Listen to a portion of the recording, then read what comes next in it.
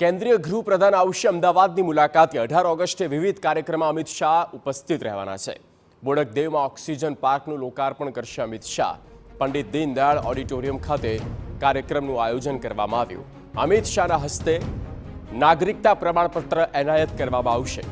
મકરવામાં નવનિર્મિત સ્વિમિંગ પુલની પણ મુલાકાત લેશે। વિજલપુરમાં પણ જાહેર સભામાં અમિત શાહ જોડાવાના છે। સંવાદદાતા રોનક વર્મા ફોન પર। રોનક, પૂરો કાર્યક્રમ। બિલકુલ જી, કેન્દ્રીય ગૃહ અને સહકારિતા મંત્રી અમિત શાહ વધુ વખત ગુજરાત પ્રવાસે આવી રહ્યા છે, જ્યાં તેઓ તેમના જે મત વિસ્તાર છે ત્યાં આગળ વિવિધ જે વિકાસ કાર્યો છે તેના લોકાર્પણ અને ખાતમુહૂર્તના કાર્યો કરવા જઈ રહ્યા છે, જેમાં દેશમાં પાછલા વર્ષોમાં સૌથી અગત્યનો અને ચર્ચાયેલો મુદ્દો એવા સિટીઝનશીપ અમેન્ડમેન્ટ એક્ટ જે અમલમાં આવ્યો છે CAA હેઠળ જે 151 જેટલા નાગરિકોને તેઓ નાગરિકતા એનાયત કરવા જઈ રહ્યા છે।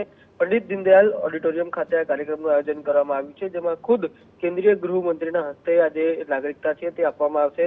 આ ઉપરાંત મહત્વનું છે કે વર્ષ 2036માં ઓલિમ્પિકના મેજબાન થવાનું સ્વપ્ન છે તે ભારત જોઈ રહ્યું છે અને તેના માટે એવા ઇન્ફ્રાસ્ટ્રક્ચર છે તે પણ ઊભા કરવામાં આવી રહ્યા છે। ખાસ કરીને જે મકરબા વિસ્તારમાં એક નવનિર્મિત સ્વિમિંગ પુલ છે તે તૈયાર કરવામાં આવ્યું છે, તેની પણ મુલાકાત લેશે અને ખાસ કરીને અમિત શાહ છે તે ઓલિમ્પિક અને તેની બાબતોને લઈને ખાસ ધ્યાન આપી રહ્યા છે। અમદાવાદમાં વિવિધ જગ્યાઓ ઉપર, એ ચાહે નવરંગપુરા સ્પોર્ટ્સ કોમ્પ્લેક્સ હોય, એ ચાહે નરેન્દ્ર મોદી સ્ટેડિયમની આસપાસમાં વિકાસ કરવામાં આવી રહેલો વિસ્તાર હોય, તમામ જગ્યા ઉપર તેઓ બારીકાઈથી નજર રાખી રહ્યા છે અને 2036ની ઓલિમ્પિકમાં કઈ રીતે સારું કરી શકાય તે વિશે વારંવાર ચર્ચા કરતા રહ્યા છે। આ ઉપરાંતના અલગ અલગ કાર્યક્રમો છે તેમાં પણ તેઓ ભાગ લેશે, જેમાં ઓક્સિજન પાર્ક, ખાસ કરીને ગાંધીનગર લોકસભા વિસ્તારમાં જે ગ્રીન કવર વધારવાનું તેમનું જે પાછલા ટર્મનું પણ કામ રહ્યું છે તેને આ ટર્મમાં પણ તેઓ આગળ વધારી રહ્યા છે અને જે બોડકદેવમાં ઓક્સિજન પાર્ક તૈયાર કરવામાં આવ્યું છે તેનું પણ તેઓ લોકાર્પણ કરવા જઈ રહ્યા છે। એટલે કે સ્પષ્ટપણે માની શકાય કે રવિવારના દિવસે અમિત શાહ પોતાના મત વિસ્તારમાં આવી રહ્યા છે અને વિવિધ